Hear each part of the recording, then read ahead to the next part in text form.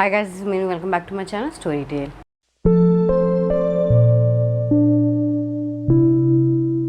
This week I have read two popular new releases, and these books have been hyped so much because of course they are from our favorite authors, and I have also loved these authors in the past.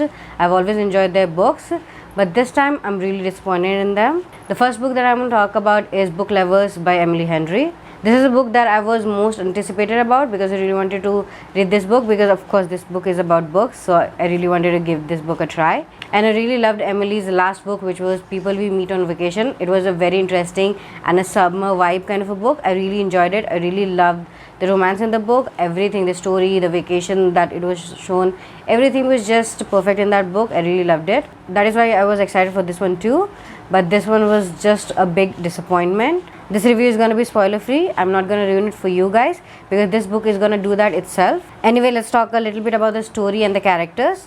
The story itself was not there for me. I did not see any plot here. The story is about Nora, who is a literary agent, and she works in a big publishing company. That is why she is always busy with her work. She always prioritizes her work before everything else. She has of course read many books and she knows about a lot of tropes, and that is what she described in the first few pages of this book, where we get to see that she is actually the ex that is left behind in the city. The basic trope that she is talking about is when a guy or a girl, whoever, goes to a small town and they fall in love with a small town girl or boy, and they start a bakery or a business there, something, I do not know. So the ex that is left behind in the city is basically Nora here. So she is the ex who gets left behind. I really loved how Emily actually described few tropes in the first few pages of the book. To be honest, the first few pages of the book was actually amazingly written. I really thought this book gonna be very interesting because first few pages was just amazing. It was so self-aware and everything. So I thought maybe the next chapters or the whole book is gonna be interesting too.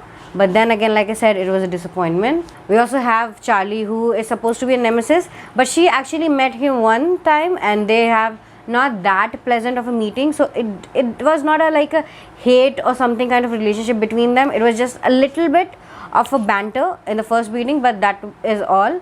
They did not actually have a rivalry or something. I did not see that. So Charlie is a work nemesis, for the lack of a better word, but anyway he has to work with Nora for this book that is going to be released soon.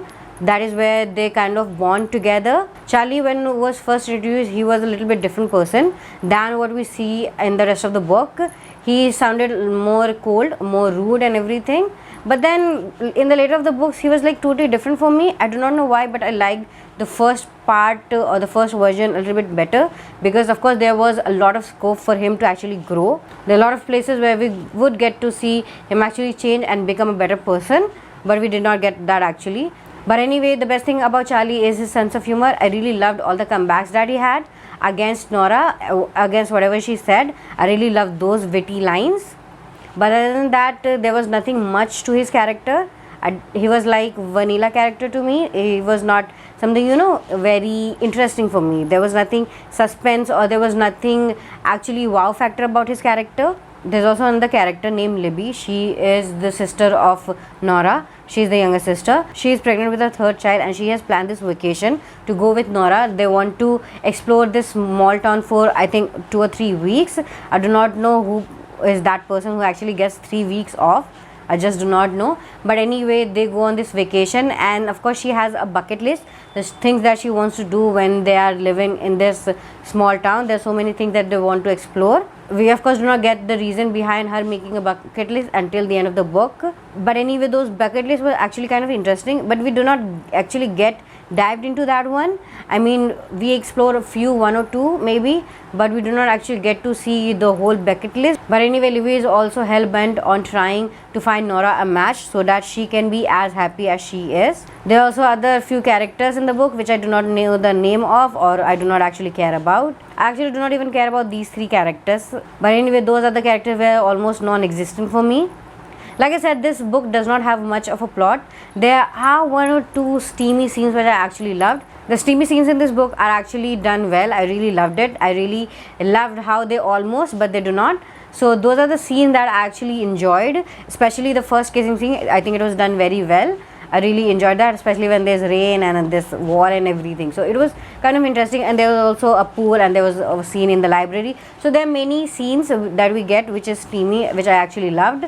But other than that, there was nothing very interesting, and even the main part where they actually make love, that was not actually done well to me, because I've already forgotten about it. So of course it is not that much memorable, but those steamy scenes where they almost was actually done very well. Other than that, I did not love their romance, I did not love their chemistry, I did not love much things about this book.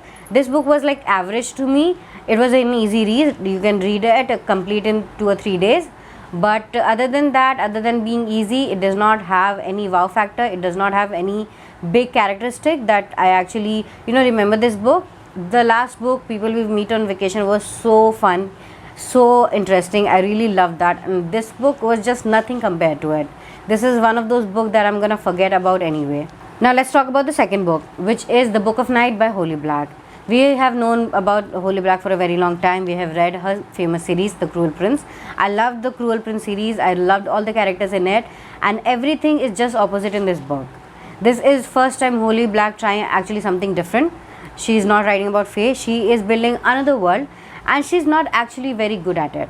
This whole world building was just so confusing, and I did not actually understand it. I do not remember the names.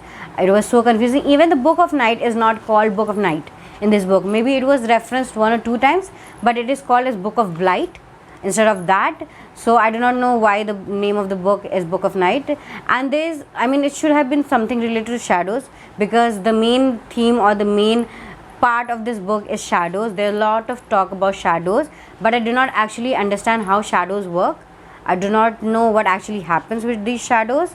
Let me start a little bit with the story and the characters. We get the story of Charlie Hall, who is the main character here. We get Charlie in both the books. It is a very common name apparently. I've also have a Charlie in my book too. So I guess Charlie is a very loved name. She is basically a thief, and who is a very amazing thief. She can steal anything. She is like a caste breaker kind of a character, but a very bad version of it. And she's also hiding the fact that she's a thief from her boyfriend Vincent, who is apparently a very nice person. He is a very normal human being, at least according to her. Of course, we get to see a very different version of him later in the books. She also has a mother and a sister who were actually non-existing for me. They also a lot of talk about tarot cards, which I did not actually understand. To be honest, I did not understand anything about this book.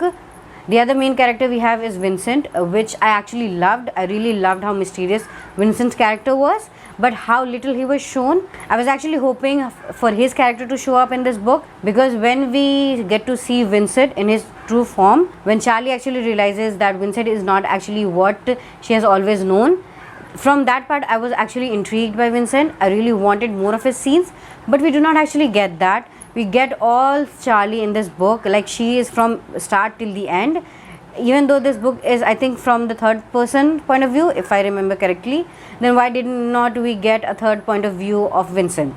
We could have got, there was like one POV, to be honest, but other than that, there was nothing about Vincent. I really loved his character in this book.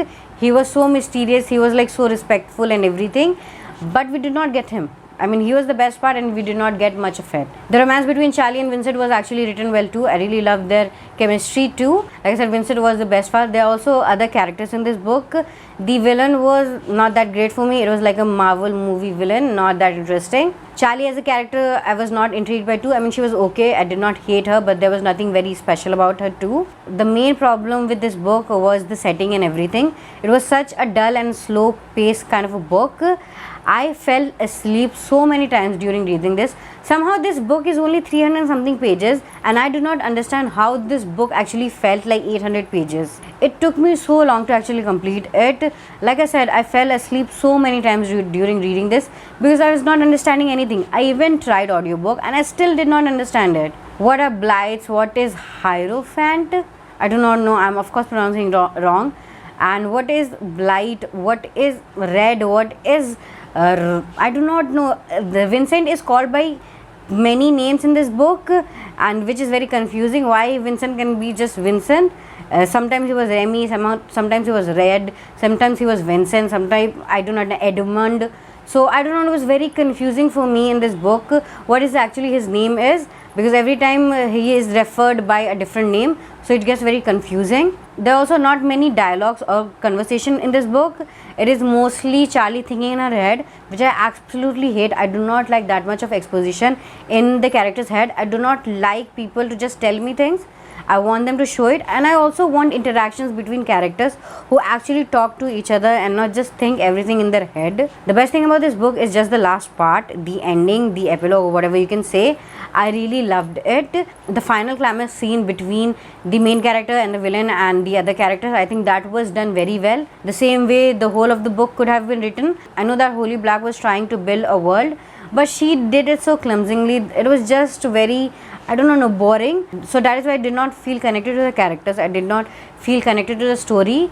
The only thing, like I said, I loved Vincent, and we get to see him in the last part too. And because of him, I really loved the last part, the ending. When I picked up this book, I thought it was a standalone, but this book ended up on a cliffhanger. So I'm assuming that there's gonna be a second book too. Am I gonna read it? I do not know. Maybe I'm gonna give it a try, because I do want to see what actually happens between Vincent and Charlie, because their chemistry or their romance is the only thing that I care about in this book. So I really want to see what actually happens between them in the next book. But this book and the experience with it was not that great for me. I was expecting a little bit better from both of these books, both Book Lovers and Book of Night, but I did not actually get that. My rating for Book Lovers is 2.5 stars, because like I said, was an average read. And my rating for Book of Night is just 2 stars, because it was such a struggle to get through it. My main problem with these two books are basically how much they have been hyped by the social media or by the YouTubers or by the content creators and everyone. It has been hyped so much. Even the ratings you'll see, they are most of positive ratings, even though the books were not great. Maybe it's all about their personal opinion, but still these books were not that great to be hyped so much. I mean, I can understand that these are basically popular authors and that is why they are so much hyped, but there are also so many other books that are actually good. This year I have been actually very much disappointed by the popular books. They did not turn out to be actually good. They turned out to be very average. This year I have barely given 5 star to any book. Maybe there are 1 or 2 books that I have given it to, but mostly hyped books this year are actually very disappointing. I did not enjoy these 2 books at all. It was like very much forgettable for me. I'm gonna forget about these books very soon. So I do not know, maybe I should change my pattern a little bit. Maybe I should go for other books which are not that popular and I should give them a try. Maybe I should listen to your recommendation, or maybe recommendation from those YouTubers who actually do not read that many popular books. Maybe I should, try their books. Do let me know in the comments down below if you have any recommendation for me. If you know any book that has not been that much hyped but is actually a very good book, I will of course try my best to read as many good books as possible. And I will see you in my next video with another book review. Do not forget to subscribe. Have a great day.